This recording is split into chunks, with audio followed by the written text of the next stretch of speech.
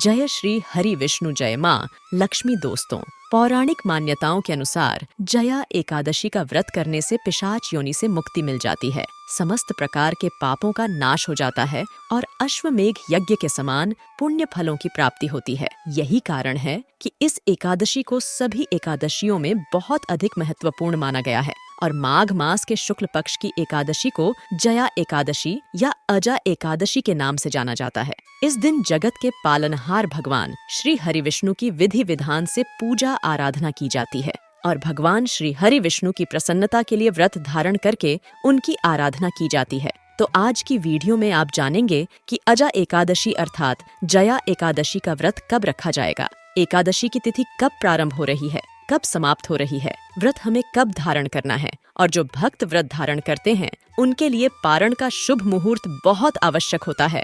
तो पारण का यानी कि व्रत खोलने का शुभ मुहूर्त क्या होगा, आज के दिन हमें किस प्रकार से भगवान श्री हरि विष्णु की पूजा आराधना करनी चाहिए और कौन से उपाय करने चाहिए जिससे कि भगवान श्री हरि विष्णु की असीम कृपा हमें प्राप्त हो और व्रत का और पूजा का संपूर्ण फल हमें प्राप्त हो। जिस भी मनोकामना से व्रत धारण कर रहे हैं या बिना व्रत किए भी पूजा कर रहे हैं, आपकी वो मनोकामना बहुत शीघ्र पूर्ण हो।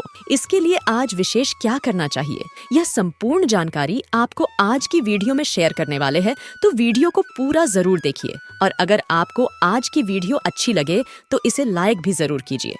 अब बात करें कि एकादशी कब है, तो देखिए, पंचांग के अनुसार माघ महीने के शुक्ल पक्ष की एकादशी तिथि प्रारंभ हो रही है 19 फरवरी 2024 को सुबह 8:49 पर और समाप्त होगी। अगले दिन यानी कि 20 फरवरी को सुबह 9:55 पर तो सूर्योदय कालीन तिथि के अनुसार 20 फरवरी 2024 यानी कि मंगलवार के दिन माघ मास की शुक्ल पक्ष की जया एकादशी का व्रत करेंगे। और बात करें पारण के शुभ मुहूर्त के बारे में, तो देखिए, एकादशी व्रत का पारण द्वादशी तिथि में किया जाता है और द्वादशी तिथि प्रारंभ हो रही है 20 फरवरी 2024 को सुबह 9:55 पर और द्वादशी तिथि समाप्त हो रही है 21 फरवरी 2024 को सुबह 11:27 पर और जया एकादशी व्रत के पारण का शुभ मुहूर्त आपको प्राप्त होगा 21 फरवरी 2024 सुबह 6:55 से सुबह 9:11 तक एकादशी व्रत का पारण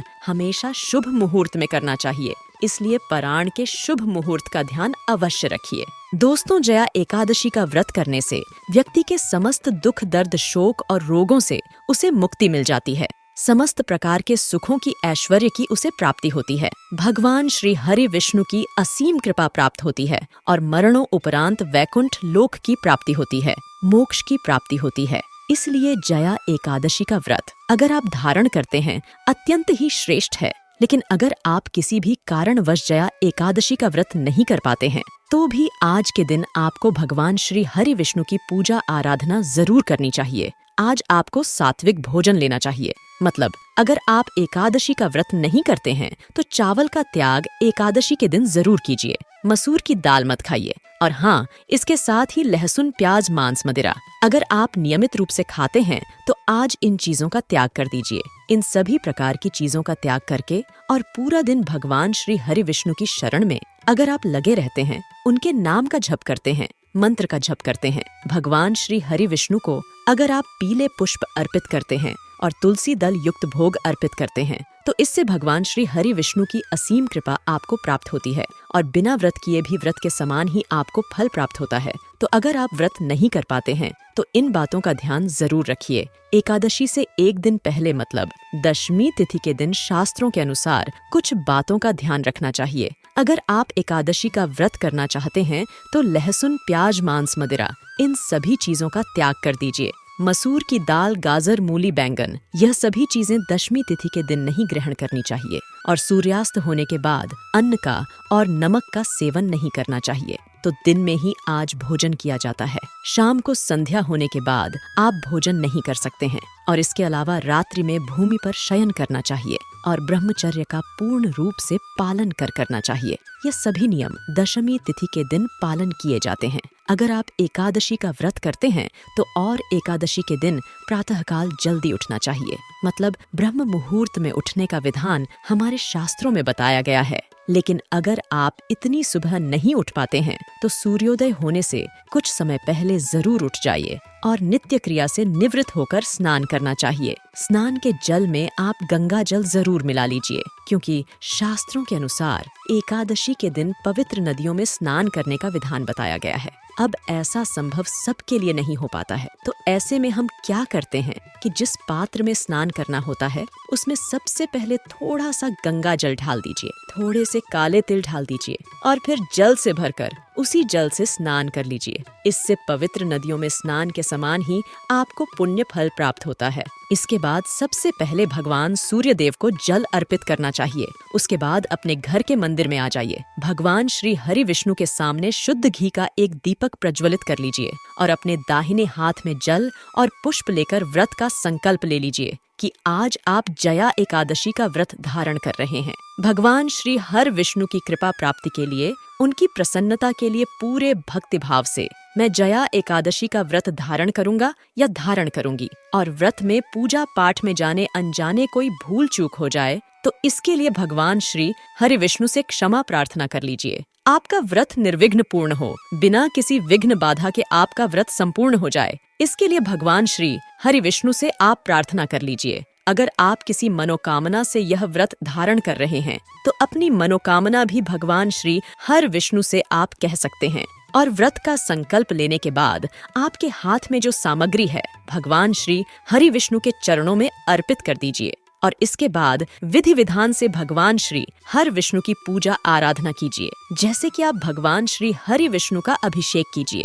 अगर शालिग्राम की शिला हो आपके पास, या लड्डू गोपाल जी हो, या कोई भी स्वरूप आपके पास भगवान श्री हरि विष्णु का हो, तो आप उनका अभिषेक कर सकते हैं। चाहे तो पंचामृत से, या फिर कच्चे दूध में केसर मिलाकर, या फिर शुद्ध जल से भी भगवान श्री हरि विष्णु का अभिषेक कर सकते हैं। और भगवान श्री हरि विष्णु को पीले वस्त्र अर्पित करें, पीले पुष्प अर्पित करें, पीले फल का भोग उन्हें अर्पित करें। यज्ञोपवित्र जरूर भगवान श्री हरि विष्णु को आज की पूजा में अर्पित करना चाहिए और विधि विधान से भगवान श्री हरि विष्णु की पूजा करने के बाद उनकी आरती करें। और हाँ, जब आप पूजा कर रहे हैं तो पूजा करते समय आपको मंत्र जप जरूर करते रहना है, मतलब मौन रहकर पूजा नहीं करी जाती है। इसलिए जब तक आप पूजा कर रहे हैं किसी न किसी मंत्र का जप अवश्य करते रहे। आज आप ओम नमो भगवते वासुदेवाय नमः इस मंत्र का अधिक से अधिक जप कर सकते हैं। चाहे तो भगवत गीता का पाठ कर सकते हैं। इसके अलावा गजेंद्र मोक्ष या विष्णु सहस्त्र नाम का पाठ भी आप कर सकते हैं। मतलब भगवान श्री हर विष्णु के किसी भी मंत्र का, किसी भी स्तोत्र का आज के दिन आप पाठ कर सकते हैं। दिन में आपको व्रत धारण करना है तो व्रत में आप फलाहार कर सकते हैं, या फिर चाहे तो निर्जल भी आप ये व्रत धारण कर सकते हैं। अगर आप फलाहार से यह व्रत कर रहे हैं तो ऐसे में आप फल ले सकते हैं, जूस ले सकते हैं, फलों का रस ले सकते हैं, दूध ले सकते हैं, चाय पी सकते हैं, जल पी सकते हैं। इस प्रकार से फलाहार और जलाहार के द्वारा एकादशी का व्रत आप धारण कर सकते हैं। शाम के समय फिर से विधि विधान से भगवान श्री हर विष्णु की पूजा की जाती है। संध्या काल के समय में तो संध्या काल में भगवान श्री हर विष्णु के सामने एक शुद्ध घी का दीपक प्रज्वलित करके और उनकी विधि विधान से पूजन करें। उसके बाद आप वहीं बैठकर भगवत गीता का पाठ कर सकते हैं, या किसी भी मंत्र का, किसी भी स्तोत्र का पाठ कर सकते हैं। और हाँ, एकादशी की रात्रि में जागरण करने का विधान शास्त्रों में बताया गया है, तो आपसे जितना भी समय संभव हो जागकर भगवान श्री हर विष्णु के नाम का, उनके मंत्र का स्मरण कीजिए। भजन कीर्तन करते हुए रात्रि जागरण करने से व्रत का संपूर्ण फल प्राप्त होता है और किसी भी प्रकार की आपकी मनोकामना हो। अगर आप रात्रि जागरण करते हुए एक अखंड दीपक प्रज्वलित करते हैं और मंत्र जप करते हैं तो आपके मन की समस्त कामनाएं पूर्ण होती हैं। और हाँ, एकादशी के दिन भगवान श्री हरि विष्णु की पूजा अगर माँ लक्ष्मी के साथ की जाती है तो घर में स्थिर लक्ष्मी का वास होता है, दाम्पत्य जीवन सुखमय होता है। अगर विवाह की मनोकामना है तो शीघ्र ही आपका योग्य जीवन साथी से विवाह संपन्न होता है। उत्तम और योग्य संतान की प्राप्ति होती है। धन धान्य सुख समृद्धि समस्त प्रकार की मनोकामनाएं श्री हरि विष्णु और महालक्ष्मी की पूजा से पूर्ण हो जाती हैं।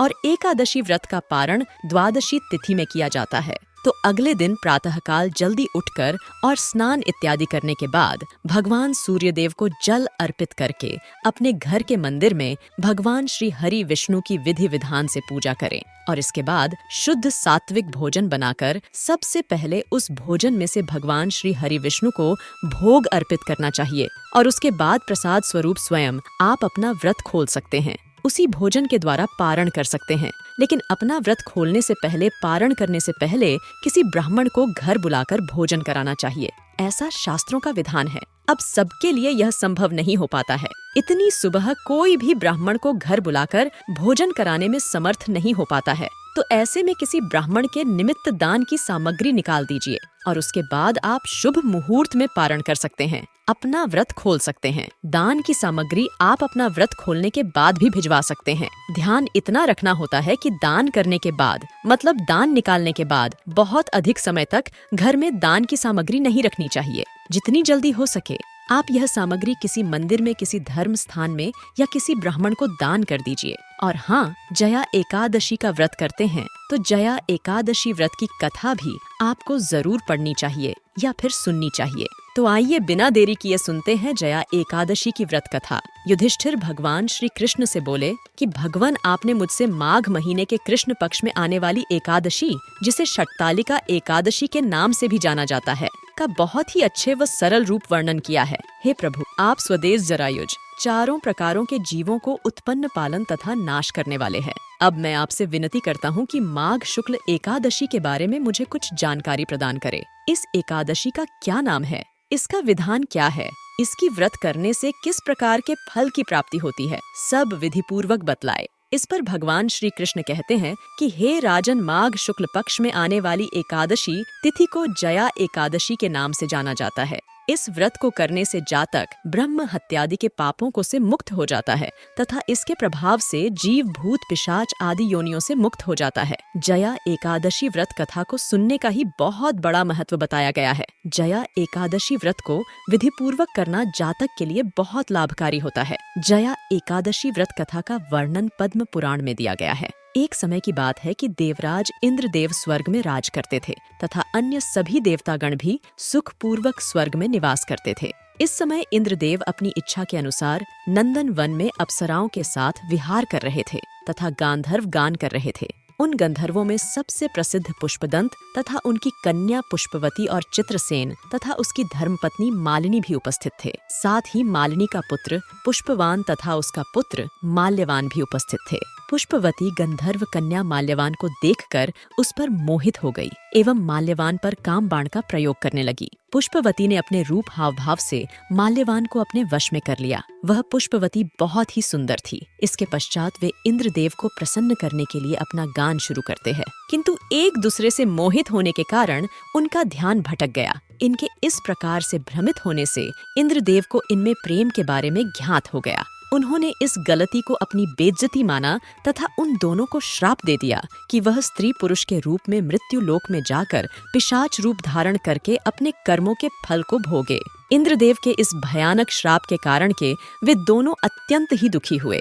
इसके पश्चात वह दोनों हिमालय पर्वत पर ही अपना जीवन व्यतीत करने लगे। उन्हें गंध, रस तथा स्पर्श के बारे में कुछ भी ज्ञात नहीं था, जिस वजह से उन्हें हिमालय पर्वत पर रहने में बहुत ही कठिनाई होती थी। कभी कभी तो वह निंद्रा भी नहीं ले पाते थे। उस स्थान पर अत्यंत ही शीत था, जिस वजह से उन्हें परेशानियों का सामना करना पड़ता था। शीत के कारण उनके दांत बचते थे। एक दिन पिशाच ने अपनी स्त्री से कहा कि हमने पीछे जन्म क्या बुरे कर्म किए हैं, जिस कारण से हमें इतना कष्ट सहना पड़ रहा है। इस दुख से तो नरक की पीड़ा सहना ही उत्तम है। इसीलिए हमें अब किसी भी प्रकार का कोई पाप नहीं करना चाहिए।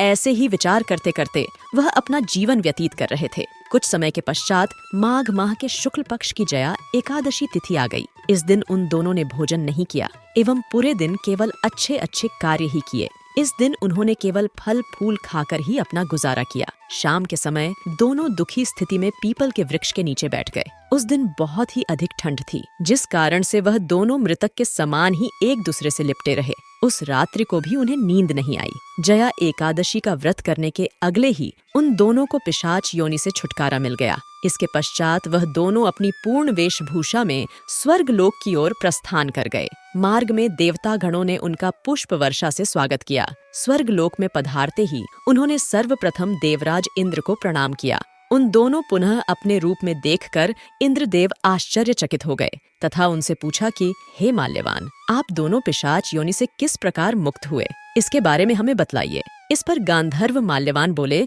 कि हे देवेंद्र भगवान, विष्णु तथा जया एकादशी व्रत के प्रभाव से ही हम पिशाच योनि से मुक्त हो पाए हैं। इसके पश्चात भगवान इंद्र ने उनसे कहा कि हे माल्यवान, भगवान विष्णु की कृपा एवं एकादशी व्रत करने से न केवल आपकी पिशाच योनि छूट गई, बल्कि हम भी वंदनीय हो गए हैं, क्योंकि विष्णु और शिव के भक्त हमने भी पूजनीय हैं। आप लोग धन्य हैं। अब आप पुष्पवती के साथ जाकर विहार करो। वही दोस्तों, आपको इस दिन आपको अपनी राशि के अनुसार इन चीजों का दान जरूर करना चाहिए। मेष राशि वालों को जया एकादशी के दिन 7 तरह के अनाज का दान करना चाहिए। ये दरिद्रता का नाश करता है। जया एकादशी पर वृश्चिक राशि के लोग सफेद वस्त्रों तिल का दान करें। मान्यता है इससे व्यापार में आ रही तमाम समस्याओं से छुटकारा मिलता है। मिथुन राशि वालों को जया एकादशी पर अंगूर, खरबूजे, तुलसी, आंवले का पौधा दान में दें। इससे श्रीहरि प्रसन्न होते हैं, अन्न धन के भंडार भर जाते हैं। जया एकादशी के दिन कर्क राशि वाले नारियल को मंदिर में दान दें और सुखी दाम्पत्य जीवन के लिए प्रार्थना करें। सिंह राशि वालों को जया एकादशी पर विष्णु सहस्त्र नाम की पुस्तक फल का दान करना चाहिए। इससे लक्ष्मी जी आकर्षित होती हैं। जया एकादशी के दिन कन्या राशि वाले किसी अनाथालय या मंदिर बच्चों को भोजन कराएं। दान में यथाशक्ति धन दें। कहते हैं इससे रूठी लक्ष्मी प्रसन्न हो जाती है। जया एकादशी पर तुला राशि वालों को इस दिन दूध, चीनी, आटा दान करना चाहिए। वृश्चिक राशि के लोग संतान की उन्नति के लिए भगवान विष्णु को लाल चंदन चढ़ाएं, खजूर का दान करें। धनु राशि वाले को आज एक पीले कपड़े में 2 हल्दी गांठ, 1 सिक्का और कुछ पीले चावल पोटली में बांधकर मंदिर में दान करना चाहिए। विवाह में आ रही अड़चने दूर होती है। मकर और कुंभ राशि वालों को जया एकादशी पर पीपल के पेड़ में दीपक लगाकर शनि मंत्र का जाप करना चाहिए और काले तिल का दान करें। इससे शनि के दुष्प्रभाव कम होंगे। मीन राशि, इस दिन घर में सत्यनारायण भगवान की कथा करें और बेसन के लड्डू का प्रसाद भोग में लगाएं। फिर इसे गरीबों में बांट दें। धन प्राप्ति के लिए ये उपाय लाभकारी है। तो दोस्तों, इस वीडियो को समाप्त करते हैं। आपसे निवेदन था, वीडियो लाइक करना मत भूलिएगा।